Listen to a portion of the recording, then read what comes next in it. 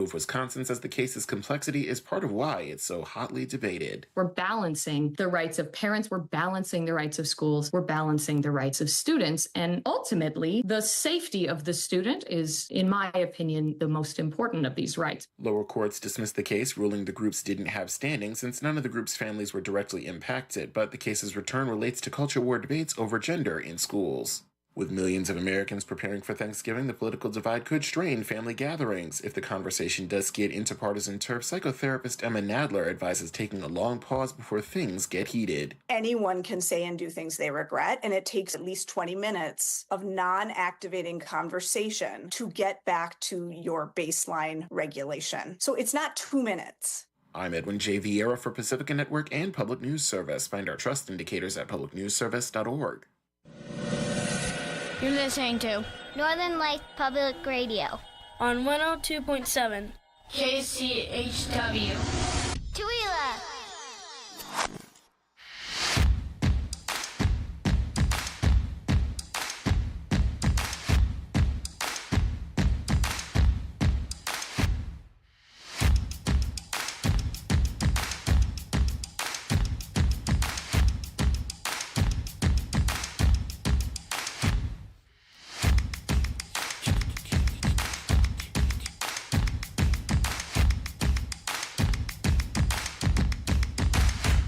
Good morning. It's the KCHW Morning Show. It is Wednesday, November 27th.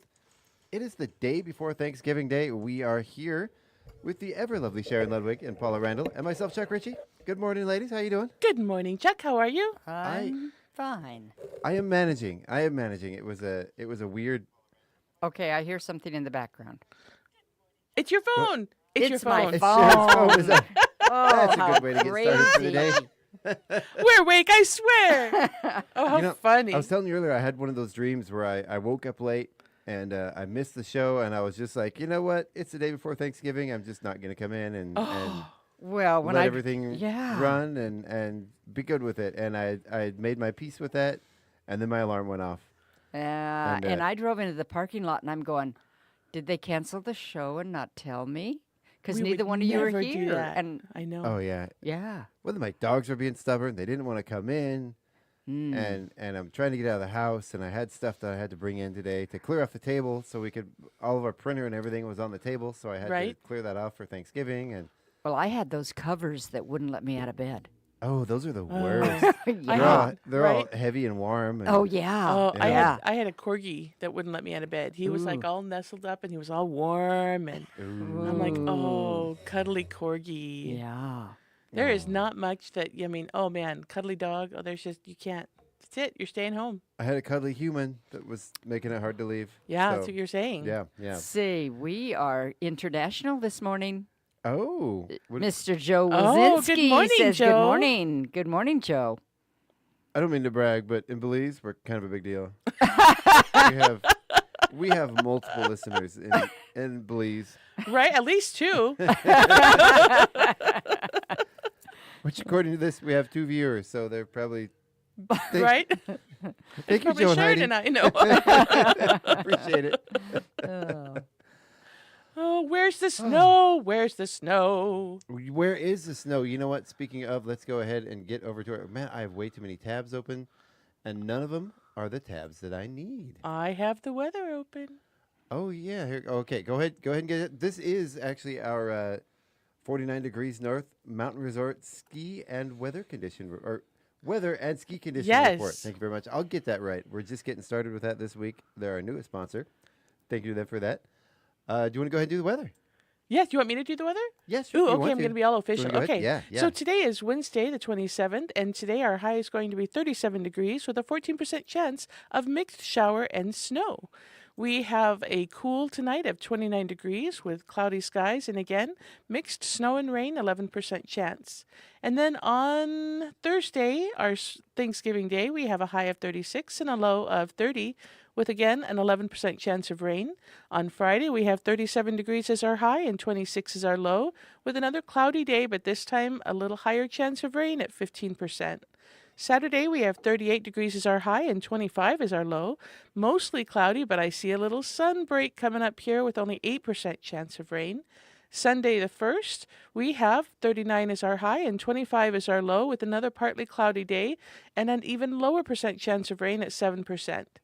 Then Monday, we have a high of 38 degrees with a low of 27, and I am seeing mixed snow and rain showers, but only 6% during the day and 11% at night.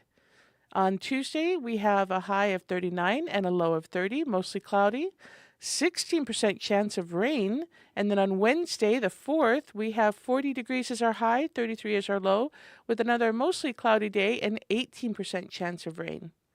There you So go. it looks like our chance of clear skies, of seeing the sun, are going to be anywhere from Saturday until, Wednesday?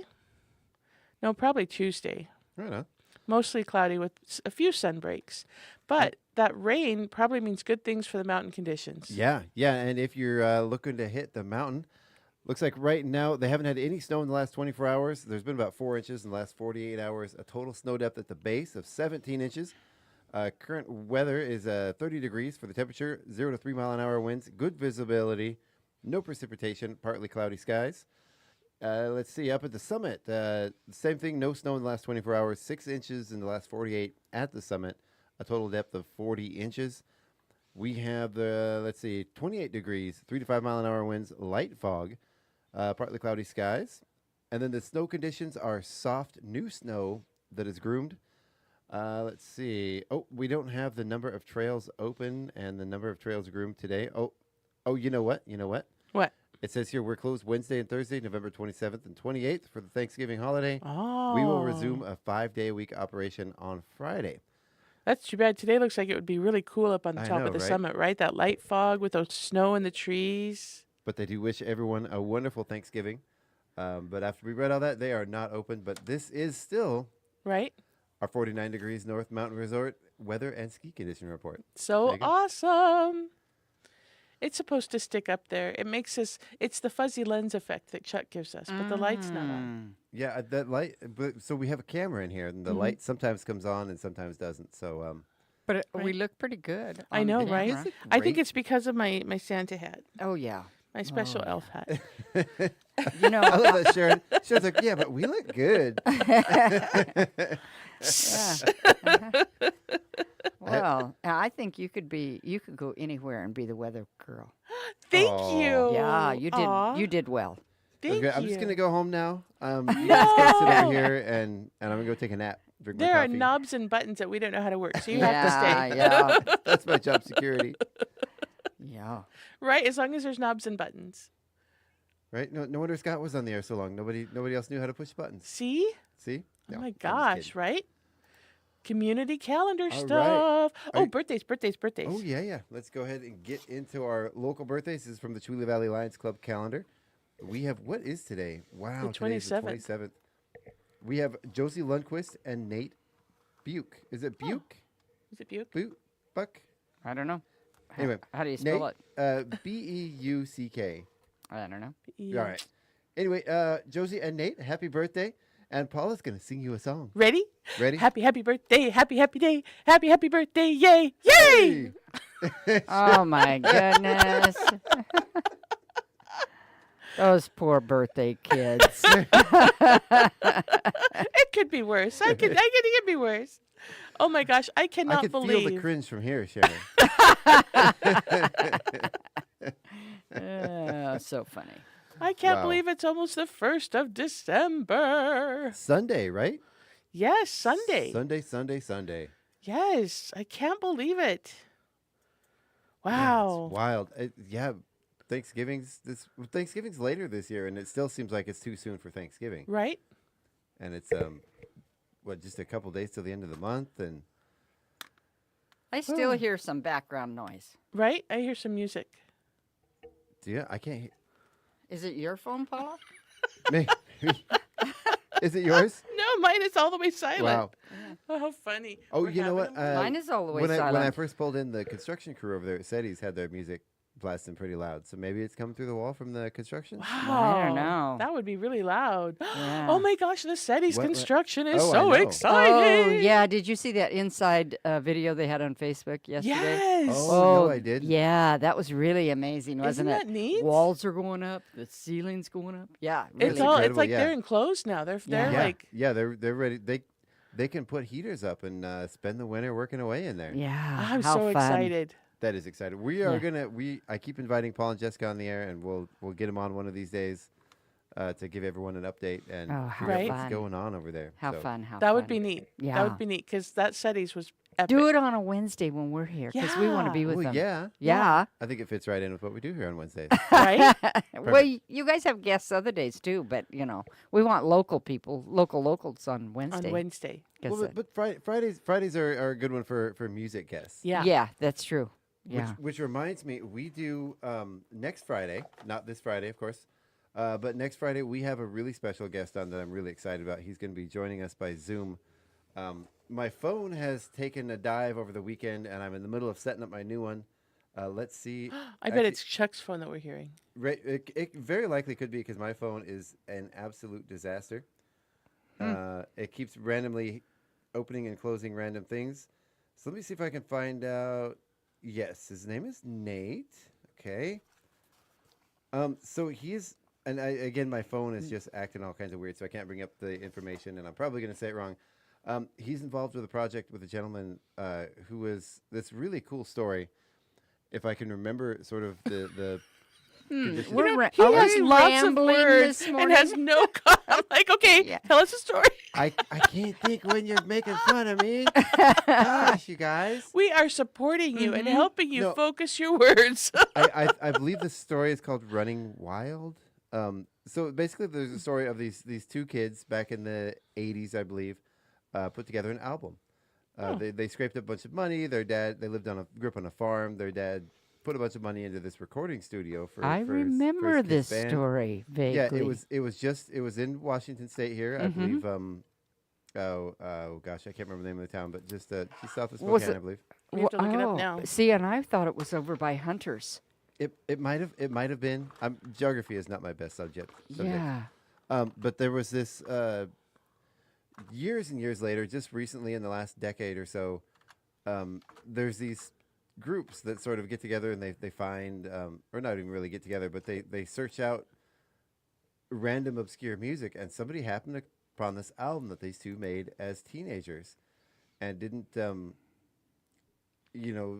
album never went anywhere. It never sold any copies, and they kind of made the album and then didn't really record any more music. They, continued to play, but didn't go very far with it. And then this album got picked up, and Wow, by Napalm Records? yeah, and went huge.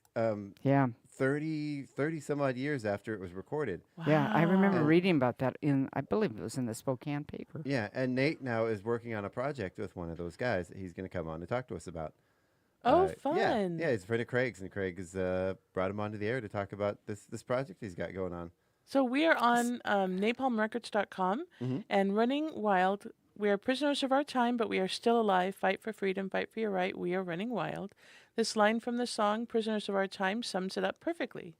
Running Wild were formed in 1979 and influenced numerous bands all around the globe. Wow. Mastermind Rock and Rolf Kasparek writes heavy metal music with a unique melodic approach that also co-created the power metal genre. Yeah, I don't think this is the one. That doesn't sound That- right. This isn't the one. Oh, okay, because I'm like, wow, that's very different No, from what you're no, saying. no, but that's- 1979, I don't know. Yeah, but that's not it. Yeah, that's not it at all. Because they're not heavy metal? No. They did not no. Because influence the power metal genre. They did not No. influence They our did metal genre. nothing back then. Yeah. They weren't alive yet. Yeah. Huh? I don't Well, know. Maybe we'll find out more about that. We're definitely going to find out more about it next week. Now, this isn't the original. This isn't one of the original two, but he is working on a project with those two. But it was a really cool story. I was reading about the whole thing. Someone sent me something about it, and then not even 3 days later, Craig sends me this message like, "Hey, I got this guy who's working on this project with these guys that did this whole," and he explained it to me, and I'm like, that's the thing I was just reading about. So, really, really cool story, and I'm really excited to have him on next Friday. He's going to Right. be joining us with Craig. Well, they're clickbait is not working, so I look forward to getting information about them because my searches are only bringing up that heavy metal band. Oh, it may have been Dreamin' Wild. Maybe someone in the comments can, and again, I have all this information on my phone. But the phone that's not working? Over the weekend, yes, it is. It's Dreamin' Wild. Is it? Okay. No, it's not. No, it's not. That is a completely different. It movie. says the true story of Eastern Washington teens. teens. Look, There like it is. we There it is. that. Yeah. Yeah. Donnie and Joe Emerson, right? Well, I mean, we can't open it because then it would, play a video of it. Oh, here we are. Here we are. Donnie and Joe Emerson created the Dreaming Wild album from their home studio in Fruitland when they were teens. Fruitland. Yeah. Fruitland. That's near Hunters. Oh, is it? Okay. Is that north or south of us? It is west of us. West of us. Okay, so neither. You go over the mountain and it's over by the river. Oh, okay. Over I the see. mountain Geography by is the not river. my best subject. Mm-hmm. So, yeah, he's. I do believe he's actually working on a project with Donnie Emerson right now. Oh my gosh. Originally released in 1979, though, Dreamin' Wild is the sonic version of the talented Emerson Boys. So There you still go. 1979. Yeah, and it says recorded in a family-built home studio. Yeah. Yeah. And there was a movie in 2022 called Dreamin' Wild that came out about it. Mm-hmm. Let's see, who's it starring? It stars Zoe Deschanel, Walton Goggins, and Chris Messina. Huh. So yeah, kind of a fun story. How Yeah. fun. Not kind of a fun story. It like is a fun really, story, really yeah. a cool story. And if you ever go to Fruitland, you go like this, and you missed it. You blinked and missed it, yeah. That was a blink if you For everybody in couldn't the see. radio audience. Yeah. Yeah, that was a real quick blink. Oh, how neat. Oh, there's yeah. some wonderful articles about them. Yeah, Mm-hmm. yeah. I haven't had a chance. I think I've listened to a couple clips of the song, but I really want to get in there and listen to that now. Oh, that'll be fun to Yeah. have. Okay. Okay, we have 9,000,000 things happening this coming month. Yes, we do. I am so excited. Do you want to Yay. just jump right into it? Yes. All right. Sure. Today is Wednesday, November 27th, and as far as we know, we are still having pickleball because it's not Thanksgiving till tomorrow. Mm-hmm. We're having bingo at Fired Up Pizza from 6 to 7 and acoustic jam at Andy's from 6 to 8. And the food bank is open today. Yes. Is it? Yeah, the food bank Because is open today instead of tomorrow for Thanksgiving. Okay. This is good to know. Yep, they're open from 10 to 2 today. So. All right. And then tomorrow is Thursday, Thanksgiving, and we have all kinds of things on the schedule that we don't think are happening. So we're not even talking about them because Right. it's The assumption is they're not happening, but if you are part of these groups that are doing these things, you probably know better than we do. Yeah, let us know. Yeah, yeah. We're assuming there's not going to be karaoke at Oasis. And we're assuming there's not going to be line dancing at the Chihuahua Center or Chihuahua Center Senior Center, but we don't know. We don't know. We just assume. I know by the time any of that stuff happens, I'm going to be passed out in a turkey coma. Aha. My granddaughter informed me yesterday she doesn't like turkey, Oh, how funny. but she loves mashed potatoes. I said, well, just eat the mashed potatoes. You don't have to eat turkey. There are the turkey. So many alternatives. Yeah. The turkey debate in our house is one we have every year because my wife and one of my children don't like turkey. Mm-hmm. Myself and my other child can't go Thanksgiving without turkey. Oh, how And- funny. And so my wife is always like, "Wow, we could just get one of those little loaf things." And I'm like, and she's like, "They're better because they don't have the bones in them." And I'm like, "No, Right. they're worse because they don't have the bones in them." Oh, how funny. We especially had especially my daughter. She's, she loves walking around the house with that leg in her hand, like gnawing on it like a caveman. Yeah,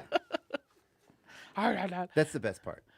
And so we hope everybody has somewhere to go for Thanksgiving. Yeah.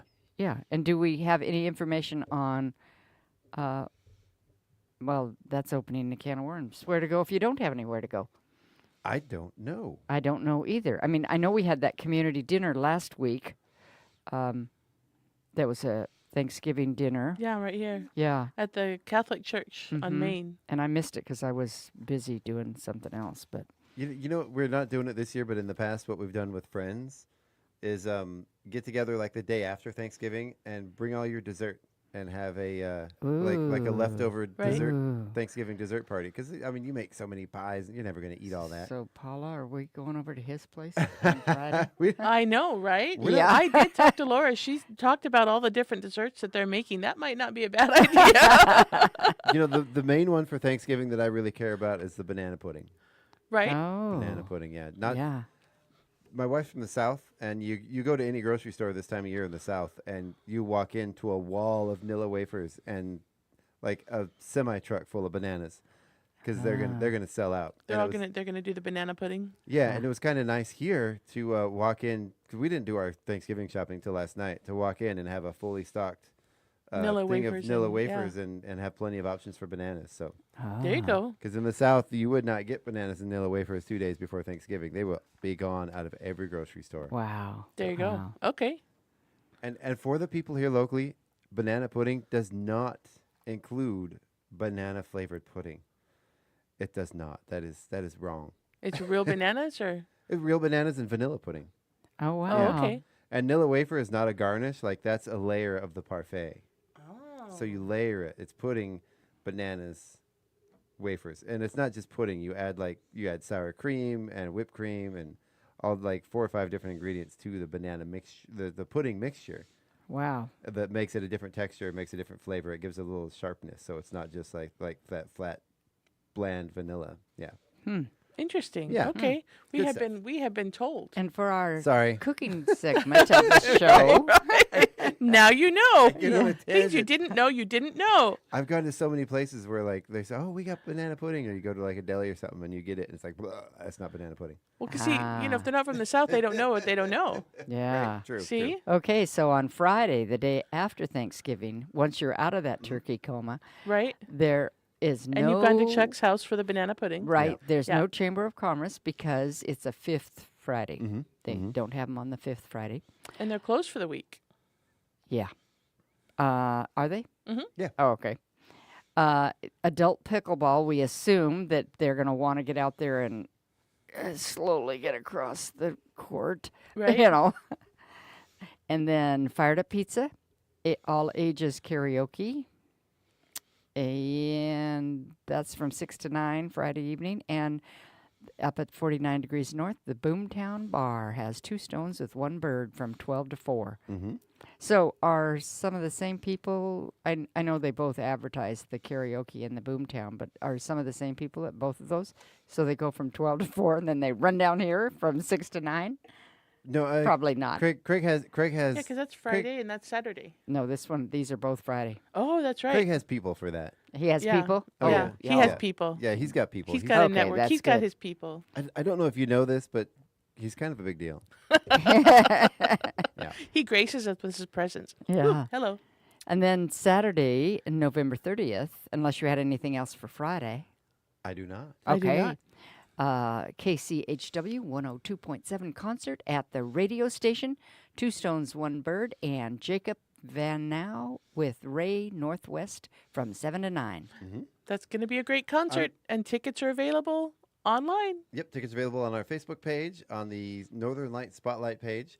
If you see any of the posters hanging up around town, they have a QR code on them. You just open up your camera on your phone, point it at that QR code, and wait for the magic to happen. And then it gives you a link. You just click, and it takes you right to where you can buy those tickets. Can they buy them at the door? So, yes, tickets are Okay. available at the door. It would be great if everyone pre-bought their tickets, so we know how many people are coming, and make sure that you get a seat. 'Cause Right. You might not. And what's so cool is now there's a dancing area, Yes, the and VIP In lounge. the VIP lounge, you don't actually have to pay any extra, or maybe for a future show we'll set that up as a VIP lounge. But Oh, right now funny. it's just a VIP. Everyone in there is a VIP. Yes. Yeah. And it's comfy couch. You could dance. And we've been doing some rearranging, I'd call it a light remodeling Yeah. over in the concession stand area, and come on in, check it out, see what we've done. Right? There's Yeah. stuff. It's awesome. And also on, can that be? I missed the turkey trot on November 28th, which is Thanksgiving. The Chula Cougars cross country fundraiser. They're going to run at 9 a.m. on Thanksgiving while their mothers are home cooking turkey. That's Well- during the parade, What parade? The one on TV. the big parade, Yeah, Yeah. Macy's parade. the parade. Yeah. Parade. It says, We, 100% of the proceeds fund the Cougar and Raiders athletic program, cross country. Oh, that's very cool. huh. Yeah. I wonder why. It's They a do it- 5K turkey trot. Macy's. Okay, I'm gonna bring Interesting. it up. See if they have Interesting. any changes. What to the parade? Yeah, remember I brought this up. When did we look at this? A couple weeks ago. Yeah, I have a problem with the television, the way they air the parade. I remember as a kid, they showed the parade, You're right. and now they have the camera focused on the one just where they stop and do the performances, Oh. and you never actually get to see the parade, and that was the fun part, is seeing the people on the street and seeing the parade go Right? by and all Yeah. the balloons, and they just And the marching bands. I love the yeah, marching bands. Yeah. it's become a commercial for shows and movies and stuff coming up, which is fine. I think it's good to highlight that stuff, but yeah. Okay. Well, and marching forward to Sunday. Marching forward, good one. Like a parade. Anyway, December 1st, All Ages Blues Jam from 4 to 7 at Fired Up Pizza with the dinosaurs. And the Joy to the World. Dinosaurs. Dinosaurs? The dinosaur. Dinosaurs. Yeah. Dinosaurs. Okay. All right. Well, I'd never said it before, so I said it wrong. The Joy to the World concert. It's a concert of Christmas, and it's December 1st, 2 p.m. That's in the afternoon at the Abundant Life Fellowship. And we have some wonderful people. The Winter Wonderettes are doing a little, just a section of some of their songs from their performance from the blah, blah, blah, blah, blah, blah, blah. Yeah. Okay. The Chihuahua Brass Quintet, which I absolutely love them. Oh. Yeah, they're so good. They include our own Paul Setti, our own Paul Larson, Dr. Larson, and a couple of other people that the name escapes me. I really need to get that information before I get on live, don't I? That's better than the information we have a lot of times. So. And the tickets are still available, a few of them, at Acres United Drug and Valley Drugstore, the House of Music in Colville, or online at ChewellaArtsGuild.org. And I don't know if they're still online because it's so close. But, I assume they are. Instead of mailing them to you, you probably pick them up at will call. Well, wouldn't they just give you a thing on your phone? Most they online could. tickets? They could. Okay. When I've ordered before, they actually mailed me a paper ticket. Wow. Oh, really? Yeah, when I ordered something. Yeah, from the Arts Guild. They're kind of cool. But I just got a word from them yesterday that the tickets are going fast, and you need to get them if you want to. Good. Nice. Yeah. If you are a member, we're not going to do that yet. Monday, December 2nd, adult pickleball from 9 to 11:30, and it's the first Cougar basketball game. That's the Jenkins High School Cougars. Nice. And it's at home, and it must be like a jamboree because it's against Colville and Springdale. So you'll get to see the different schools playing each other. That's how it is. Like a cage match. Very fun. Yeah, is that what it is? No. No. Okay. It's not a cage match.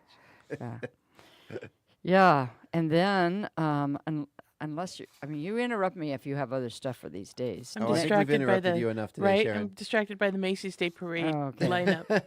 Tuesday, December 3rd, of course, is Sit and Knit, the knitting at the Chihuahua Center for the Arts. And it's kind of wild and crazy. They were there yesterday, and there was a table full of knitters, including a couple of little kids that were learning to knit or crochet. And we have all tables set up in the room with costumes. So our little reindeer and our elves and things from Rudolph came in to get their costumes and went to their dressing rooms, and because we did a costume parade. And so it was wild. These guys are in there knitting. Nice. Our little 50 kids, not quite 50, but For a second, I thought you said the knitting session itself got wild. I'm like, Right. wow, Like, whoa, what did we miss yesterday? those crazy knitters. well, yeah. Then on next Wednesday, we have Cougar Wrestling away at Lakeside, and it's called a shootout. I don't know what that means in wrestling terms. Yeah. Maybe they shoot out. I don't know. I know. I don't As know. a move, a shootout is a form of takedown. I do believe. Oh, okay. It's a technique, but I think I've been in when I used to wrestle. It was what they call a tournament, basically. So that's just they've named their tournament the shootout. Yeah. I It's see. pretty common, but yeah, it's also an actual sort of move. Yeah. I do So- believe. It's so been a long that's- time since I've wrestled, though. Yeah, that's the boys on Wednesday, and then next Thursday, the December 5th, the girls are wrestling at East Valley. Oh, cool. Yeah, so that's kind of neat. Didn't we have Am I remembering wrong? Didn't we have a one of our girls took the state championship? I don't in know recent these years? things. Okay. But I bet it would be in the Independent. If we looked in the old versions of the Independent, it'd probably Probably. be there. yeah. And just so you know, starting on Thursday, which is odd for the Center for the Arts, we are opening the Winter Wonderettes Thursday night.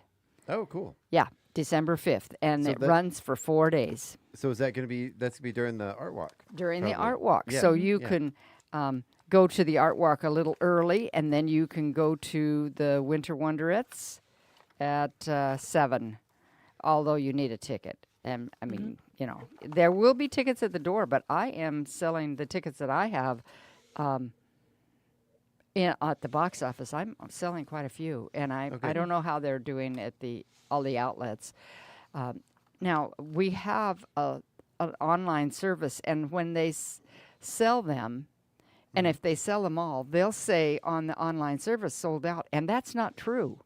You can still get tickets at Acres and Valley Drug and at the door. So some people have been confused if they've gone online to buy tickets if they have happened to sell them out. Yeah. You know. Okay. Yeah. Okay. And you can go on to our individual Chewelah Center for the Arts website, and you can click on the poster, and then you go scroll down to the bottom of the poster, and it says buy tickets, and so then you can it takes you right where you need to buy your tickets. There you This go. is cool. Yeah. And so that's kind of a easy way, a fun way to get it. Then I'm just going to highlight a couple things. If you are a chamber member, they're having a bowling party on December 6th. And you just need to contact the Chamber of Commerce to get your ticket for that. And it includes bowling and food for the evening from 6 to 8, which is kind of fun.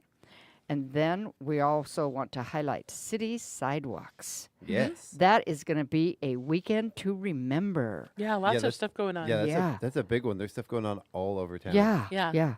There's shopping specials. Different businesses are having shopping specials. There's a craft fair, live music, dance performances. Santa will be there. I have heard the Grinch will try to stop things. Right. Let's hope he doesn't show up. But he might, he might be there. Yeah, caroling and lots of Christmas cheer. Don't forget the reindeer games that are going on at Yes. Bradley's. And- That's going to be a lot of fun. And then the Lego competition also at Bradley's Right. for our city sidewalks. Okay. But we were going to start the morning with pancakes with Santa. Yeah, From over at 8 the to elementary 10. school.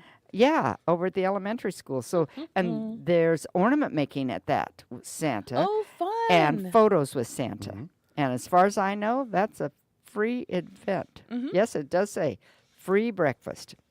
That's And awesome. then we go to reindeer games from 10 to 3 because we got to go have breakfast first. Oh, that's Right, right. right. Yeah.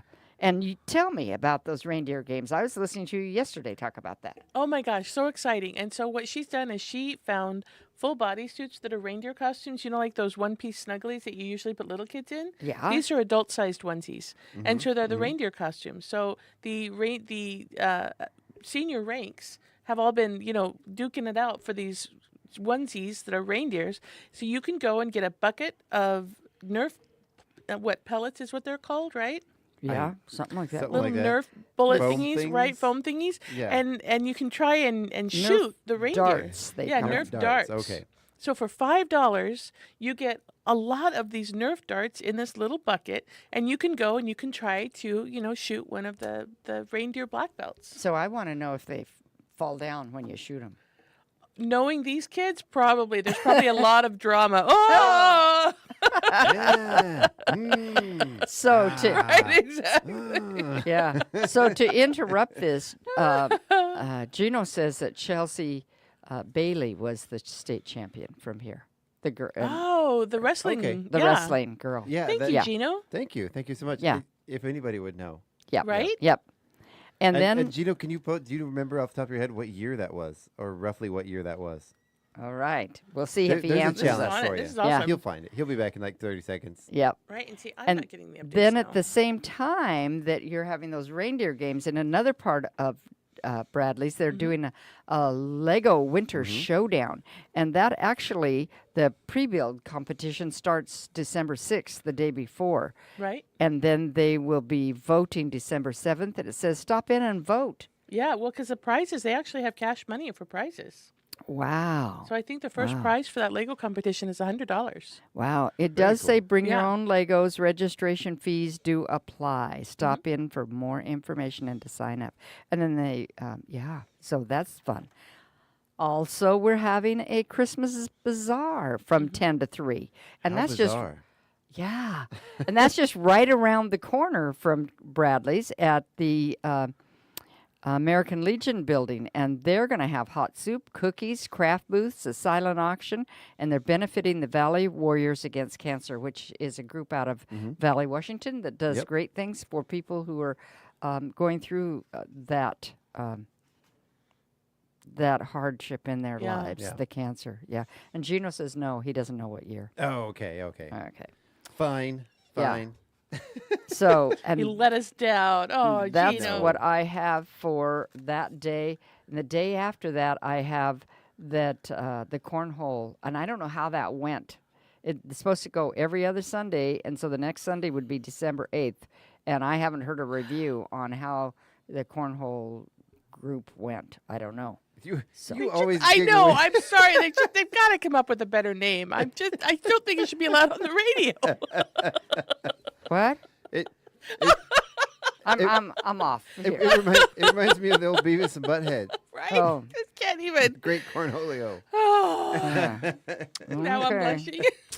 I wonder if that's what they Anyway. named the sport. Did they name the sport from the Beavis and I Butthead? have no idea, but I mean, I don't really, know. it's a Relatively new board with sport. holes in it. How does corn become involved? It makes no sense. I think because maybe farmers used to play it. Yeah, but we had think- that kind of a game when I was growing up, but we never called it cornhole. What did we See? call it? We called it something else. Beanbag. Beanbags, Beanbag yeah. toss. Beanbag toss. Yeah. Yeah. Yeah. Right? Yeah. Oh, how funny. We might our next guest. Maybe he's a farm boy. Maybe he can tell us Oh, about it. he's laughing too much. He had to walk out of the room. We have, and I forgot to announce him at the beginning of the show. Coming up after the break, we have our very own mayor, Greg McCunn, coming Ooh, up. I'm excited. So, yeah, Yes. I love him. it's great. So let's go ahead. Is there anything else we need to highlight before we get out of here? No, I don't think so. I mean, we've got lots of stuff coming up. We'll be back to our bunco and music and Wow. senior potlucks, all those kind of things in December. And I know that there's lots of Lots more, yeah. lots of things going on because, like over at the center, we've got something going on every single weekend, and every week we're going to highlight out about 2 weeks because it's too much to remember all Oh of it. yeah, You know? we were doing the KCHW radio play. We had to go get our costumes, and Catherine was like, "There is a 30-minute window between now and December 20th when we can get in that theater." Yeah, So, yeah, because we are booked solid. yeah, So yeah. It's great. It is So- really great. The wrestler, she had to have been at least 15 years ago because her son now wrestles for us, he says. oh, Peyton. Oh, very cool. Ah. So, wow. That is a lot of generational knowledge. That's awesome. Yeah. all right. Well, with that, let's go ahead and get on to our break. Thank our sponsors. Go to the news, and we'll be right back with some more good stuff and Mayor McCunn. Right after this, you're listening to the KCHW Morning Show. This is KCHW 102.7 Northern Lights Public Radio. Got to do the Muppet dance. Right? Did we have our?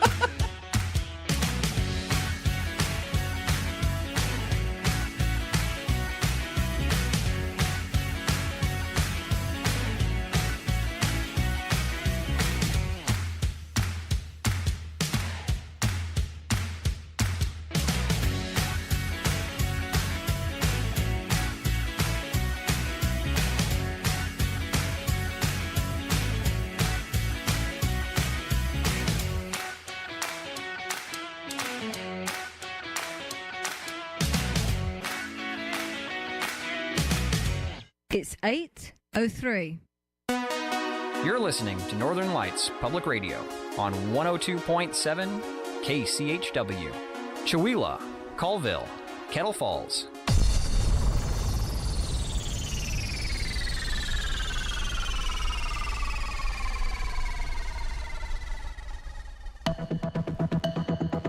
Public News Service Daily Newscast, November the 27th, 2024. I'm Mike Clifford. First from CNN, the Israeli Security Cabinet Tuesday voted to approve a ceasefire deal in Lebanon, potentially bringing an end to more than a year of cross-border skirmishes with Hezbollah. CNN reports President Joe Biden said the agreement is designed to be a permanent cessation of hostilities. The deal will be effective starting at 4 a.m. local time on Wednesday. Prior to news of the agreement, Israel's military said it bombarded Beirut's southern suburbs 20 times in 2 minutes on Tuesday. And a new survey of Native American teens and young adults highlights a growing preference for the term indigenous rather than being referred to as American Indian. Researchers from the Aspen Institute's Center for Native American Youth surveyed close to 1,000 Native Americans under age 24, including a large contingent from California. The center's Cheyenne Runsabove says the term Native American is still dominant. 53% of Native youth prefer the word Native American and only 7% prefer the word American Indian. We continue to see that 7% going down. And what we continue to see uptick is the word Indigenous. The report, called Center Us, also found that many Native youth are apathetic towards U.S. elections and disappointed in the rate of change. I'm Suzanne Potter. And sticking with the tribal news beat, South Dakota leads the nation in a surge of syphilis cases in recent years, according to reporting from KFF Health News. Tribal leaders who are taking the brunt of the impact have called for federal agencies to declare an emergency, to no avail. South Dakota Department of Health data show about 650 documented cases of syphilis in the state so far this year. 476 of those were among Native American people, or 73% of cases in a group that makes up just 9% of the population. Megan Curry O'Connell with the Great Plains Tribal Leaders Health Board and a citizen of the Cherokee Nation says the epidemic started about the same time COVID did, when public health departments were already stressed, but federal resources could still help. Generally just increasing the staff and resources available to have boots on the ground for people to go do contact tracing, to talk to people who have syphilis, make sure they get treated, treat their sexual partners. That is what you need to contain an outbreak. O'Connell says penicillin is a commonly used cure for syphilis, which often goes undiagnosed because symptoms of the sexually transmitted infection look different from other STIs. They may be limited to feeling under the weather or having a rash. The outbreak has disproportionately hurt Native Americans in the Great Plains and Southwest. According to the Great Plains Tribal Epidemiology Center, syphilis rates among Native Americans in its region soared by nearly 2,000% from 2020 to 2022. This story was produced with original reporting from Jasmine Orozco Rodriguez for KFF Health News. I'm Kathleen Shannon with... This is Public News Service. People may find it hard to believe that school teachers in Northwest Arkansas fall into what's called the ALICE community. We get more in this Arkansas Advocate, Winthrop Rockefeller Foundation, Arkansas News Service collaboration. ALICE stands for Asset Limited, Income Constrained, and Employed, which means that although people are working, they don't earn enough money to cover their bills. Freelance reporter Jordan Hickey with the Arkansas Advocate spoke with a school teacher in Bentonville who has a second job delivering groceries to supplement her income. Somebody who's early 30s, mid 30s with a master's degree. This is not the sort of person who should be struggling, who should be going out and delivering groceries. Starting salaries for school teachers in Bentonville are a little over $54,000, but housing prices in the area have continued to increase. I'm Frida Ross reporting. And hundreds of former North Carolina college students are back on track to getting their degrees, thanks to an innovative program called Project Kitty Hawk. The project started in 2023 and has re-enrolled more than 1,700 students who started but left college and are now on their way to graduation. The re-enrollment program is an affiliate of the University of North Carolina system and allows students to pick up where they left off at any of 10 UNC campuses around the state. Andrew Kelly runs Project Kitty Hawk. He says that students leave college for various reasons. One thing those individuals often have in common, many of them wish that they could find a way to come back and finish that credential, because it's often what stands in the way of getting promoted, from them finding a family-sustaining wage in their work, and from really launching that career. Kelly says they contact former students who never finished, walk them through options for when and how to resume their studies, and help them find a UNC institution that fits their needs. I'm Mark Richardson. Finally, a lack of animal welfare laws is leading to pain and suffering on America's factory farms. Close to 99% of livestock is now raised in industrial-type facilities where efficiency and profitability take precedence over animals' well-being.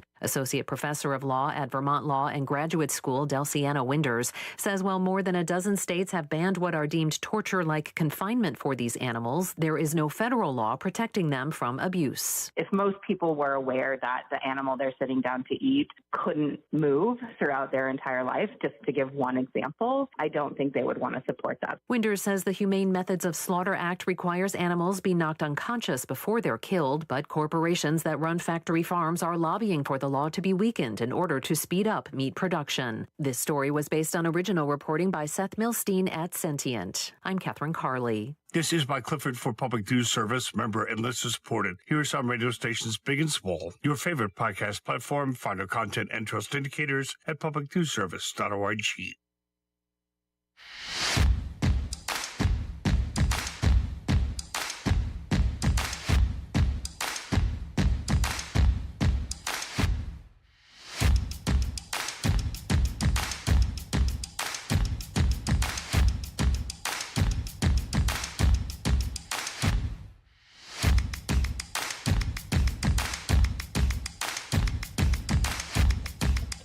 It's iconic, man. We have 3 viewers. Oh, wait, here we go. Sharon didn't like it. We didn't play our ponies here. Let's go. Here we go. There we go. There we go. I almost forgot again. After we just talked about it 10 seconds ago. Come on, boy. There we go. Come on, yeah. Come on. How can we be a local roundup without those horses? Right? Right? And see, just because you played the horses, we have 4 Yep. Bum, bum. Yeah. Good morning, everybody. Welcome back to the KCHW Morning Show. We are back again with myself, Chuck Ritchie, Sharon Ludwig, Paula Randall, and we have with us our special guest today, Mayor McCunn. Do you want me to call you Mayor, Mr. Mayor, Greg, on the air? Whatever you're comfortable Get a little closer to that mic for me in there. council chambers, Mr. Mayor's good, Mayor's good. In the radio station, just call me Greg. All right, that sounds good. Actually, still make sure that mic, like I said, if you can touch it with your tongue, if you can't touch it with your tongue, you're too far away. But I can't test that. Okay. Yeah, Okay. You can pull a little closer to right. it. So I don't. If you see want to lick his their microphone, picture. I'm you not are gonna do you it. are welcome. But We don't have a camera on our I don't mayor. have a camera on. I Mayor. know. You know what? I've realized that as I was flipping this back on when I went to go find the other camera from last Friday again. Right. That's what happens when you tear down the studio. You forget to hook things back up. And I forgot to hook up the other camera. Maybe we'll get in the interview portion. And the camera's right there on the table. Maybe I can go grab it and Right? get it hooked up We while you can guys keep are him talking. busy. I know you We can. have questions. Oh, I know you can. All right, so welcome, Greg. Thank you very much. Welcome. Yeah, how's everything going over there? Things are going well. We're Good, clicking good. along. We're facing our share of challenges, but nothing we can't overcome. That's always a thing with city, isn't it? It is. Right. It is. Always fun. So I know you had a few talking points you want to come on and talk to us about. Do you want to go ahead and just dive right into it? Well, I was or- thinking, as usual, I think the framework is the one that the people told me when I was elected, kind of follows the acronym BECCY, B-E-C-C-Y. I don't think I've ever used the acronym with you guys. Oh, no, I've never this heard is- of it. Business economic development, Mm-hmm. enforcement, Mm-hmm. celebrations, Mhm. communication, youth. There you go. Becky. Becky. Nice. Interesting. Becky. Yeah. She's a fickle lady.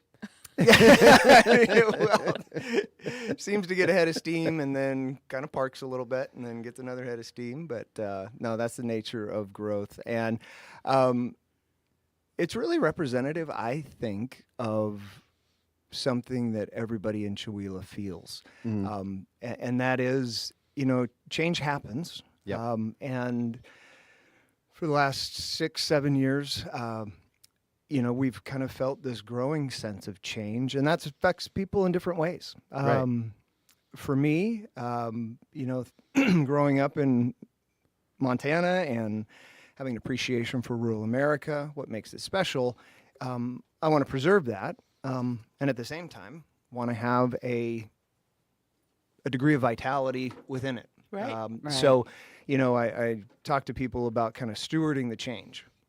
Right. How do we go through change with our hands on it? And that truly has influenced every single step, decision, and effort I've had.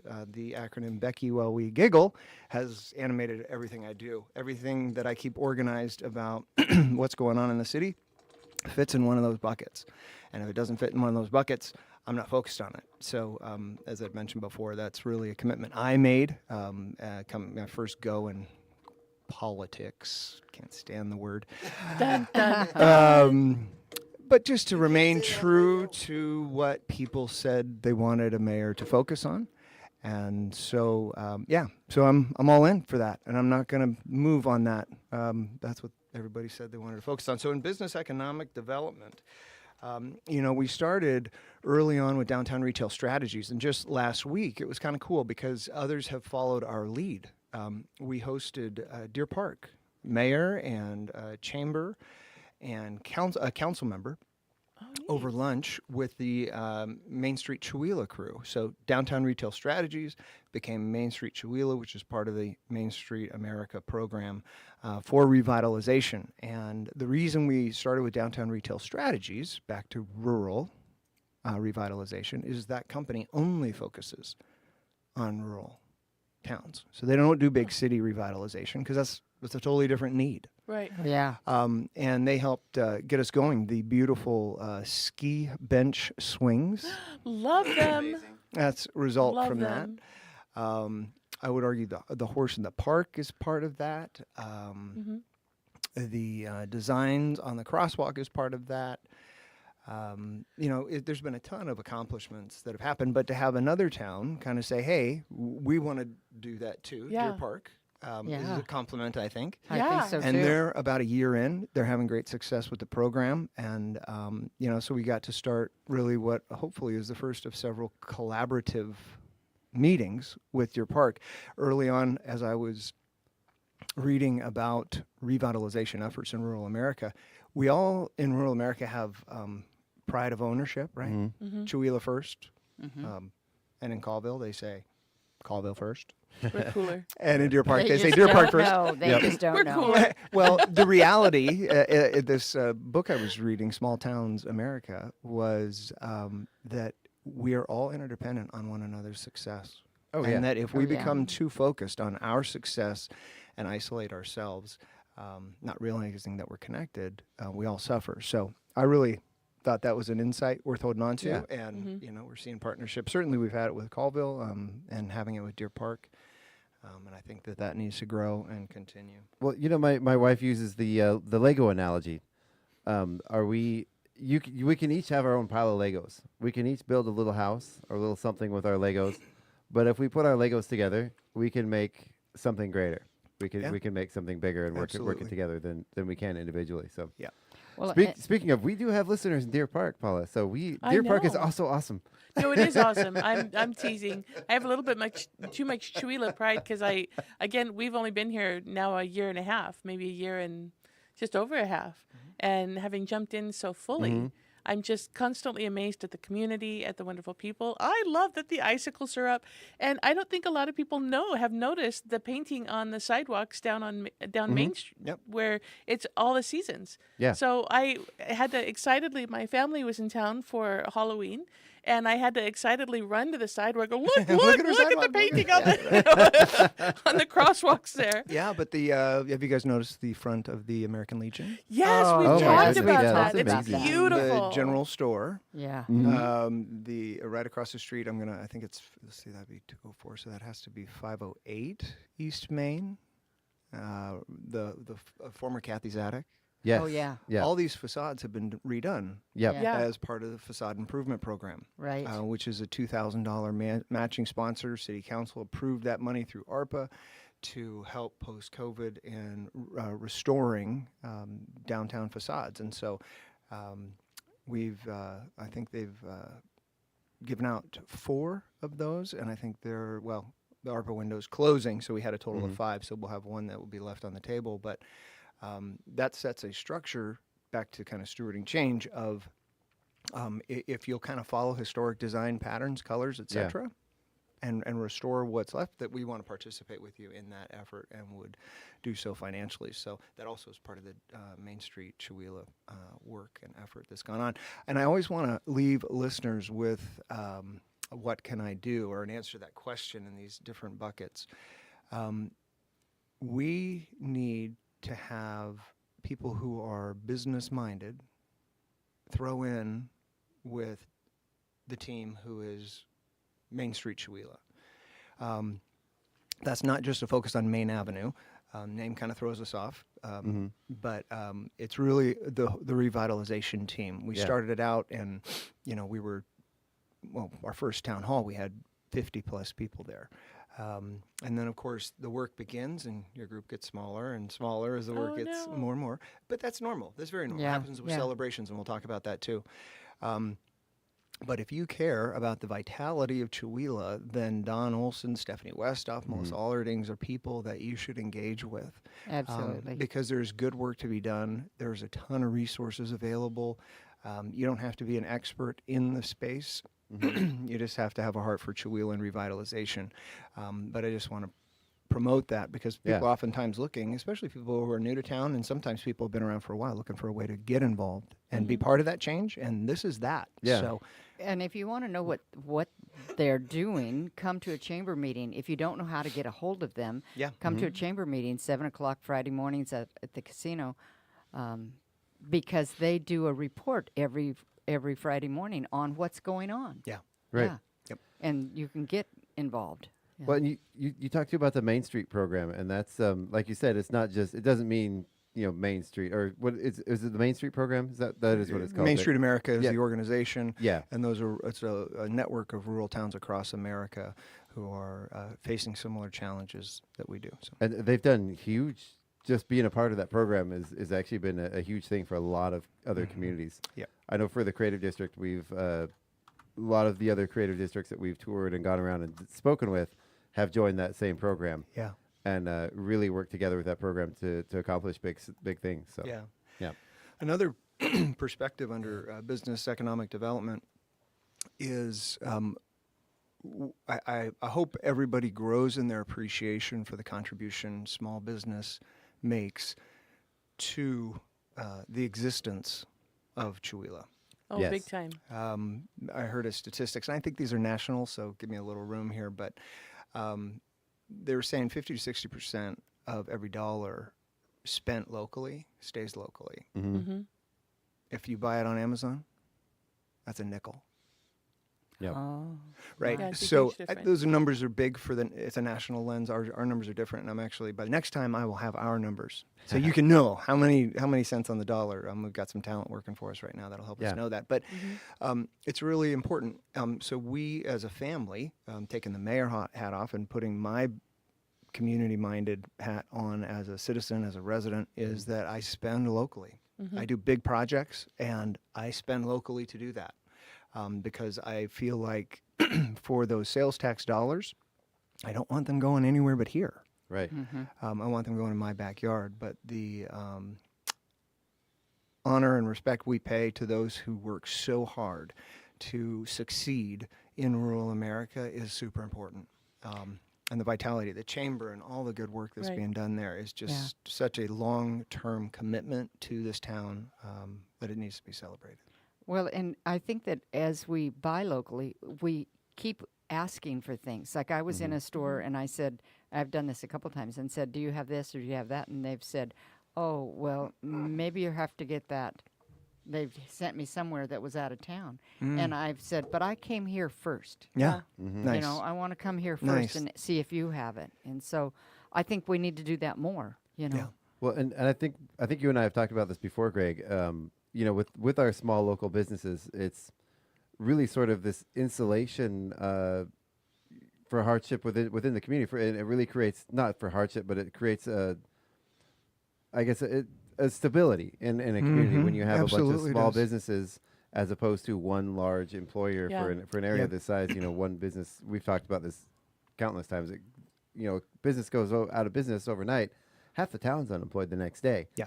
Having a really strong small business base in our community really sort of insulates us from that possibility and creates where businesses can come and go and the town doesn't really feel it that much. Absolutely. Well, and the other thing I want to make sure I point out about our small businesses and the wonderful community here is our small businesses are supporting the schools, they're supporting the sports, they're supporting the arts, they're supporting music acts. I mean, the sponsorship and the things that the small businesses here do for this community are huge. Yeah.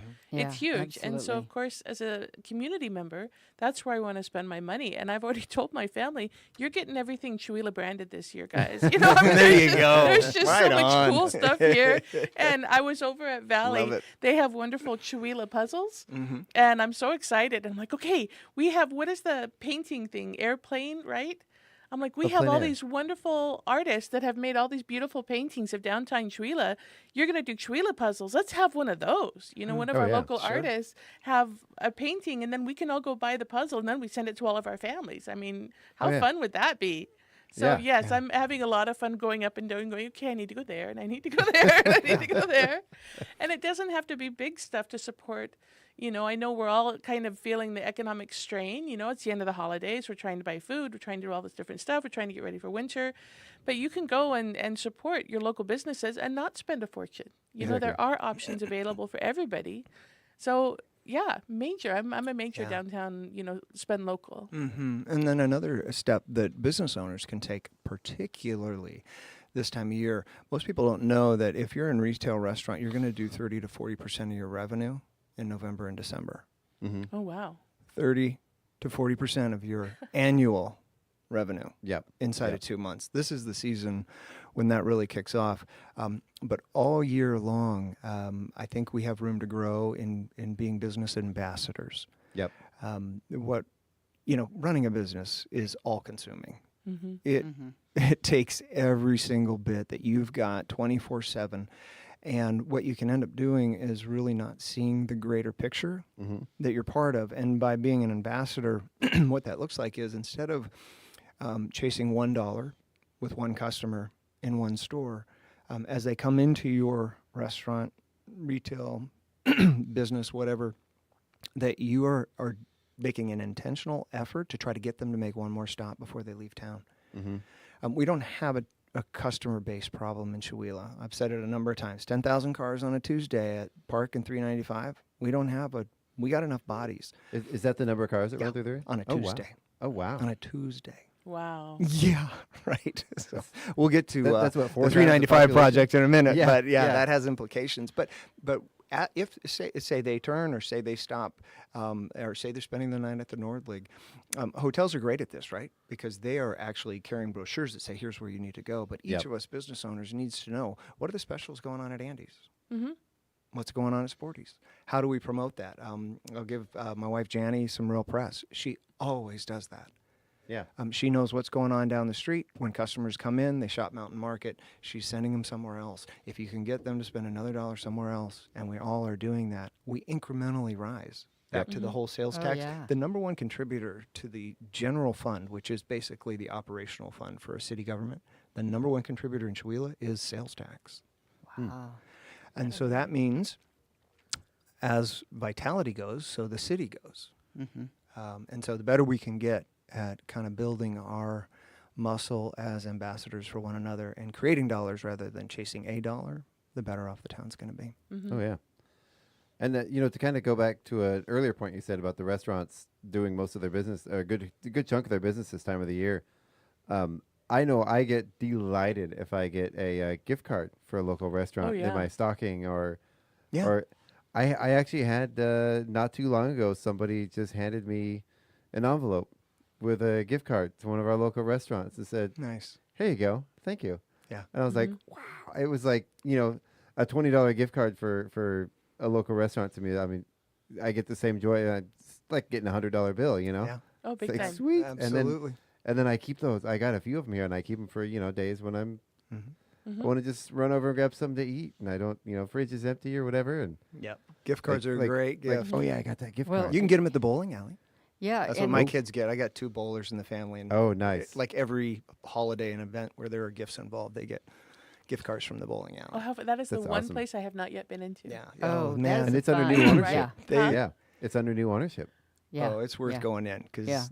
it's 21st century now. They've really done some great improvements. The Mhm. programmatics are strong. I believe business is up as I watch and drop my kids there, every single week. That's awesome. Yeah. Really I'm gonna cool. I'm gonna have to bowl left-handed. I threw my shoulder out a couple years ago, and I can't get it to heal. So I'm afraid of what I'd do if I go bowling. I'm gonna have Let's just get that on Right? video so it can go onto social No, media. yeah, When he's yeah. bowling When I'm left-handed. bowling left-handed. Yeah, Yeah, right. They do have a little kiddie thing. where The you can put guardrails? ball at the top and it Oh, just yeah, it's the- rolls down. Yeah, the little And ramp. then the guardrail so it can't go in the gutter. Yeah. Right. That's the, for the Chuck. bumper pads, That's right? Chuck's I need that. program. Yeah. No, see, you need to go bowling with Daniel because my husband, you probably met him, but you don't know you've met him. Yeah. Okay. So Daniel has the most unique bowling style I have ever seen. Daniel has the most unique a lot of things I've ever Well, when I say, so love you, honey. When I say his bowling style is unique, then you know it's really unique. And for a long time, he used to bowl in his kilt. He used to wear his kilt Right 24/7. on. Yeah. So he's Nice. character. Just imagine that character bowling. So now that I know that our bowling alley is so cool, like I said, for some reason we've just been so busy with all the other events. That's the one place I have not stopped at yet. Yeah, really worthwhile. Great improvements. Very cool. a good time to stop in and check out the bowling alley is during the Chamber of Commerce bowling party. Right? Yeah. That's coming That's up. right. Especially if you're a chamber Right? member. And then Yep. Jane says, I love Chuila gifts. Yes, see? I know my family's excited. That's my sister. Yeah. Yeah. Oh. She's listening. Well, we're talking about gift cards. I had a mother who doesn't live here called me and said, "Can I get a gift card for the Center for the Arts? I want to buy a gift card for my That is the my best family." idea. Do you guys do Yeah. that? We didn't, but we're going to. Good for We're you. doing That's something. a great gift. Yeah, Right? yeah, Gift. yeah. And so I don't know how we're going to do it, but the treasurer and I are working it out, and we will have some kind love of that. gift certificate that they can use for events at the center. And then you So- could just pre-buy and just have like a book. Will they be at a discount?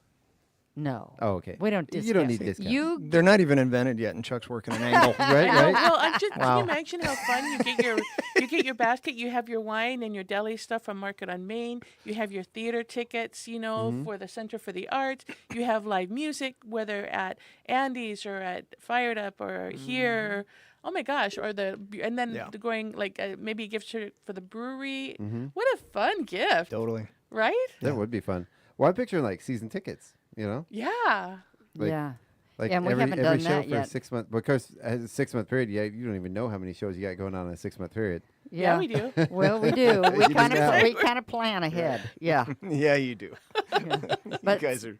Yeah, sometimes depending on if you can get, like with live theater, it depends on whether you can get the cast or not. So Right. you really don't know till you do auditions whether or not you're going to. We have had to cancel some shows because Yeah. we couldn't get the cast. But yeah. I feel like we're in an All right. upswing though. The shows, they're cast. We have people, and Yeah. new Yeah. people. Yeah. Yeah. Every Right? time new people. Yeah. Yeah. So Greg, what else? Let's get back to Greg here. Yeah, no. Yeah, I love thank the you. conversation. That's why I enjoy this, just hanging out with you guys talking about Chuila. So this is also a good time for you guys to kind of feedback in the second area in the Becky acronym, enforcement. Majority of rural towns in America, those that are incorporated, meaning they have an organized government and boundaries and council, etc., do not enforce their municipal code. So as that area comes forward as a priority for citizens, really what people were communicating was their own sense of pride and ownership. Right. And that, goes from the business owner to city hall to individual residences. And so for the first time, Chuila has had and has a code enforcement officer. Unfortunately, he's out right now on medical leave, so we have a little bit of a gap. But what is your guys' experience so far as you look at, do you notice a measurable difference in Chuila over the last 2 years?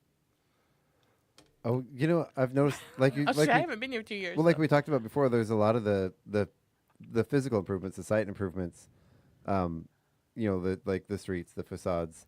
Are you speaking about enforcement? Yeah, enforcement. So, like a couch on a sidewalk for sale. Right. or residences that are vacant and run down, unkept, overgrown. Have you noticed a difference? I have had on my street. So when we first bought our home in early 2017, we had, just off the top of my head, 1, 2, 3, 4, 5 homes within a 2-block radius of my house. I think all but one of those have now been renovated and updated. Yeah.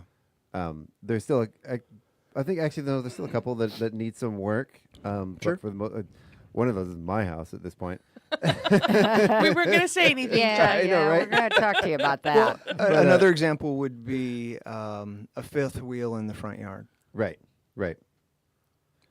Yeah. Yeah. Things of that nature. Those are all features, by the way, that are very common in Chewelah that you don't see much of anymore. Right. And there's a lot of cars that park the wrong way. Mm-hmm. You know, Yeah. the wrong direction. I do that at my daughter's house all the time. Yeah, there are. So, I mean, this brings up a good question, though. Where are the municipal codes? Like, I don't know what they are. City website, Yes. Right. government, Sorry. municipal codes. And yeah. And the enforcement program it's not a policing program. It's really an awareness program. Mm-hmm. Yeah. And a consistent reminder Yeah. to people that, you know, the community over here it time is. through city government, which represents the community, Right. has said, you know, these are standards we'd like to have in our city. This is the city we see. And so having an enforcement program helps kind of keep that alive. I can tell you that there's a really beautiful, nicely painted, newly renovated, white and black Yeah, by trim Safeway. house Yeah. by Yes. Safeway. Yeah. Gino was- did an article for the newspaper about that. That was a huge deal. Yeah, that was a trouble house for many years. Yeah. So that is a direct result of having an enforcement officer. Direct Oh, good. result. Good. Yeah, I know there were people living in the shed out back, and Yeah. people having fires out there during the fire season, and all kinds of clear violations happening. So I've learned, and Andy Harbolt experienced law enforcement, retired, and has done code enforcement at Medical Lake, has experience in this space. And what I've learned, it's an 80-20, 90-10 rule game, really, that, there's always going to be things that you're going to want to get changed that you're not going to get changed. But when you move the needle 75, 80, 90%, you see a real change. And I can tell you, people coming into my business from out of town make comments like, man, this is a clean city. Yeah. yeah, I'm not. We can tell you guys really care about your town. Yeah. These are direct quotes from people Yeah. who are visiting. And to come in the 21st century, I mean, think about that. To come into rural America and have those be the driving compliments of people who notice, of what people notice, excuse me. It's definitely, since I've moved here, you talk about the cleanliness. It's a noticeable difference. Yeah. I was gonna say I'm not sure if it was that way when I moved here, like it is now, but it was enough to bring us here. It was cute enough to bring us here. Oh, But yeah. it's Well, been a it's- huge improvement. Yeah. Yeah. Just the other day, somebody from Colville asked me, so who's in charge of putting your stuff in town? All those flowers and all Right. the, everything. And I said, it's the beautification committee and the city. All right. I Chamber in I the do hear city. a lot with all the stuff we have going on, downtown, all the events we have, all the, the work that, the theater and the Arts Guild, the Creative District, Downtown Strategy, all the work everybody's done. People are noticing, and people have come here from other towns saying, wow, this is amazing. Like they'll pull me to the side and be like, you guys know Chewela's like the place to be, right? Yeah. I was up north of Colville, almost to Ione, to pick up some stuff for business, and Ernie said, you guys are getting a real reputation down there. And he was talking a good reputation, and then he went on to talk about the arts and other things that he's heard. And, that was 20 miles out of Colville towards Ione. Yeah. Yeah. Good stuff. Yeah. Really good stuff. I do know, as far as enforcement, when I first moved here, when we first made the decision, and we knew we wanted to live, in a smaller community outside of within a 45-minute drive of a big city. We really had a hard time finding a place that would sort of check all those boxes, and we found Chewelah, and just all of a sudden all the things just kind of started clicking that we needed and that we wanted in the community. One of the things we really wanted when we first moved to a rural area is goats. We wanted to have goats, and one of the first people here we met was Dorothy, the previous mayor, and we went into the office and we were having a conversation with her. We're like, okay, so we're living in this is a little country town. We can have goats, right? And she was like, she looked at our address and she's like, no, you cannot have goats. Right. You can have bees now. In this, yes, which is amazing. Really? Yeah. Wow. But then there was this little wink, wink, nod, nod. But there's nobody here to enforce it. Oh, no. But now there is. There's a new sheriff in town. Can I have a pygmy donkey? Well, there is. I didn't even know there was such a thing as Oh a my pygmy gosh, dog. yes. My daughter-in-law like- wants a pygmy cow. Right, or pig. Ooh. I'm still waiting for pygmy elephants. I mean, if they can make a miniaturized elephant that fits in goodness. your lap, I'm in. I'm sold. That's my dream animal.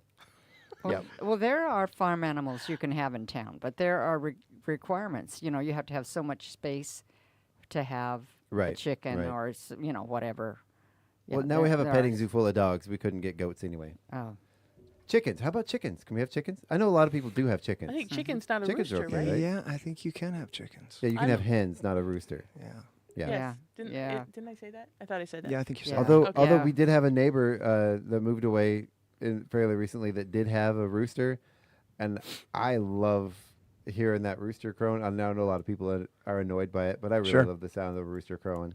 To me, it's I grew up in a rural area. My house, we had cows and stuff, and having that chicken on the properties really nice. So yeah. So I can tell you that for 2025, a primary focus of mine to improve, and I think it's the bucket we have to do the most improvement in. I'm not sure it won't always be a challenge, but that is communication. Mm-hmm. You come into office and it's not all that difficult to conceptualize a communication plan. It's not all that difficult to conceptualize the different avenues available to communicate. Mm-hmm. And then you get swallowed up by everything else. Yeah. So that's a reality, not an excuse, and it's definitely something we need to improve in. And we've talked about it a couple times on here. I really think while social media is great, and that is one vehicle, while the newspaper is great, one vehicle, sitting here with you guys is another. Yep. I think for the things that people really care about, things that are cause the most community engagement are best handled through our Nixle system, and that is that direct text communication system. So if you have a student at Jenkins and you've signed up for CSD 36 texting program, every time there's an announcement, anytime there's a You don't even have to have a student because I signed up Sure, for that. right, you do not have to have a student. And I get those announcements. Yep, I do too. Because I have grandkids that go to that school and I want to know what's You going want on. to know what's going on. So you're going to see in 2025 continued launch of that program. The challenge with those you have to really continually pound the pavement to get people to sign up because you're not thinking about it every day. And it's all reactive, meaning people have to say, no, I want you to send me information. We can't just say, hey, you pay utilities, we're sending you information. So there's laws around that. But it's a great program. And I think West Main would have been a perfect example. The West Main project, giant project, and really a credit to Mike Frizzell and his team. That's 5 years of grant planning and execution. So a real success. Now, when a project of that scope comes to hit the ground, you're required, you've got a grant amount, and then you're required to bid those jobs, and that you really need those bids and that grant amount to line up. So we were a month outside of commencing work. Everything's on schedule. Everything's a go. Final bid comes in, and we only got one bid from Colville Construction, and it was like, I can't remember the exact number, but north of like $50,000 higher than the grant amount. Wow. Right. Okay, so now a municipality has two options 4 weeks out from breaking ground. Wow. A, find $50,000 out of some fund somewhere, which we don't have. Nobody sits on that. Or you go back to the granting agency and just kind of plead your case. And that's what happened here. Okay. So what we ended up with is the final financial approval 3 days before breaking ground. Oh my. Okay. Don't you love it? So Nail well, biting. this is it's a okay. Well, that's why that was a little bit wonky. It's understandable in those circumstances, but I don't think we could ever want it to be acceptable, right? So if Right. we build the infrastructure of communication back to kind of the Nixle texting tool, you're getting real-time updates that are coming right from the person on the door. So that would enable Mike Frizzell to give real-time updates, say, to business owners so that they can plan. That's critical, and something that we care deeply about that we've got to get better at.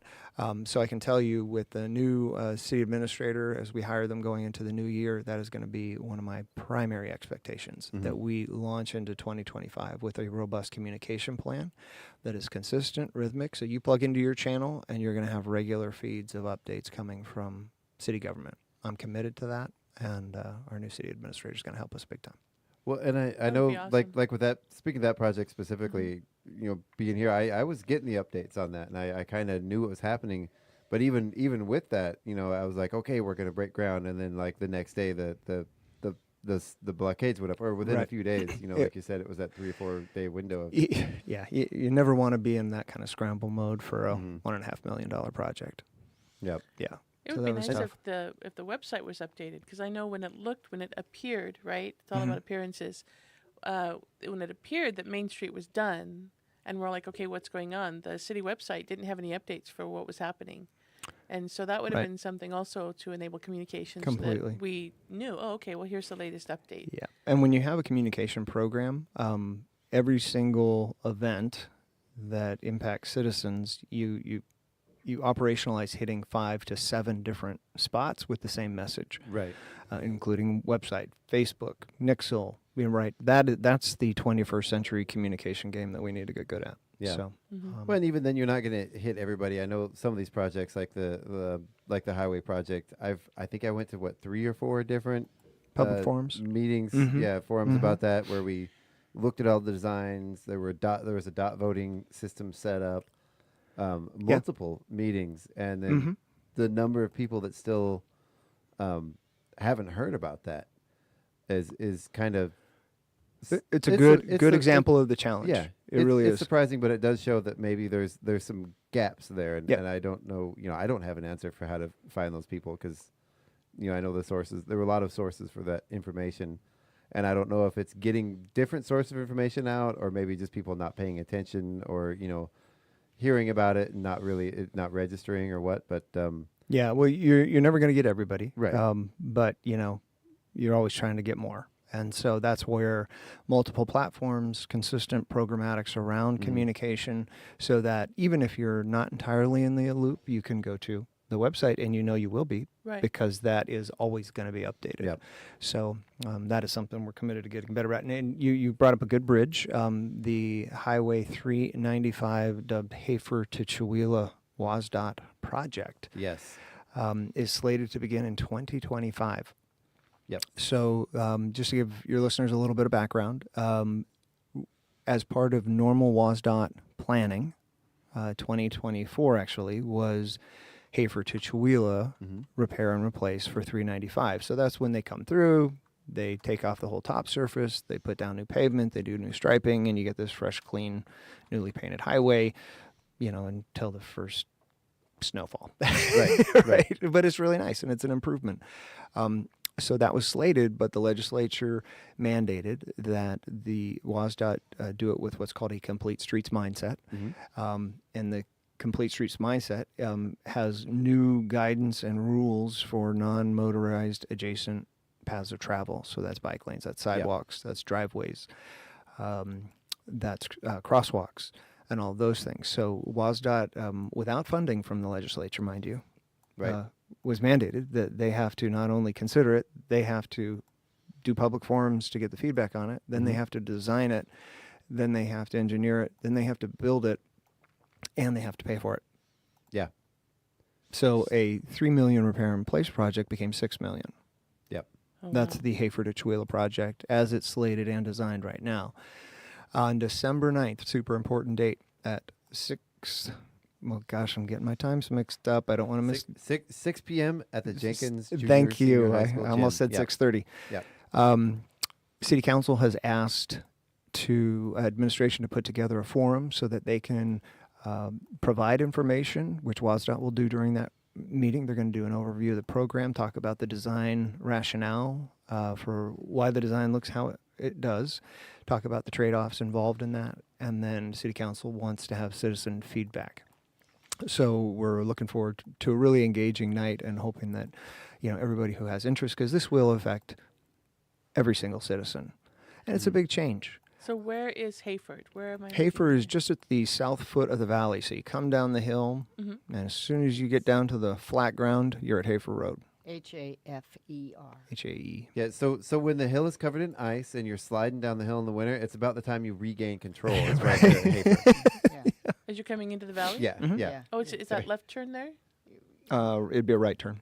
Sorry, that was just speaking from personal. If you're headed north. If you're heading north, heading it north. is a right turn. Right turn. Left, you'd go to the Valley Road. Right. That's the one And- I'm thinking. Okay, so I still but haven't found Hayford. Further down. It's right at the base of the hill. Yep. Okay, find your way. So, but the improvements of note really affect just north of Down Hyco, farther. Mm-hmm. and then they'll go to Sand Canyon. Yeah. So, what you're looking at is That one? each corner will have what they call a bulb out. Yep. These are safety measures that get the pedestrians crossing kind of out into the line of sight. I think everybody's probably had a scary moment on 395 where, oh my gosh, there's a human there. Oh, yeah. And our crosswalks are truly unsafe. And so that improvement alone is going to be a big change. But they're also going to have it's like an RFPD acronym. It's the strobing pedestal lights that are motion activated. So if a person is standing on that corner, bulb out at a crosswalk, there'll be 2 flashing lights on each end of the crosswalk. We've all driven through those. So at 5 different crosswalks as you go through town, that's going to be a huge improvement. Now, will those be motion activated or will they be like a push button? I believe they're motion activated. Don't hold me to that, but I believe so.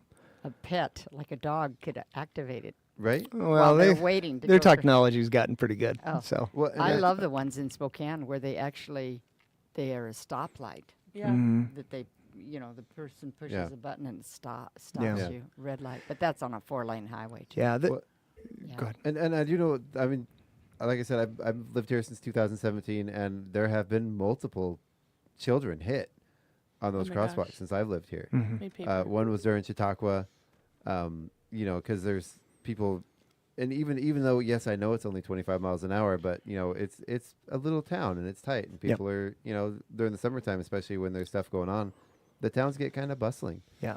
And I get people don't look on my high horse and get mad at people who pass me when I'm waiting to turn left, somewhere, and they pass around me. On the right, because jump the shoulder, which is illegal. It is illegal because I was on the council when we made it illegal because there was a child killed in Spokane by walking a crosswalk, and somebody passed on the right and ran into a child and killed him. Yeah, it's it's state illegal and it's Chihuahua illegal. Yeah. Yeah. And we have signs in town that say no passing on the right. Yep. And one of the signs is right there by Zips, and people pass right by the sign. And another one is right there by the school district, and people pass right by there. Yeah. Yeah. It's so. We have disabled adults in motorized wheelchairs that use the side of the road for transportation because our sidewalks are so degraded. Yep. Yeah. Right? We have special needs adults who ride kind of the adult trike bikes on those shoulders. I know my daughter rides her bike on that shoulder. Yep. So, there's a lot of activity there that we should pay attention to and make sure that we're doing the best thing. For a highway, Chihuahua was here first, highway second. I think if a highway's going through your town, I'm a little less concerned with people slowing down or having to slow down than I am with safety. So I tend to lean towards safety. Right.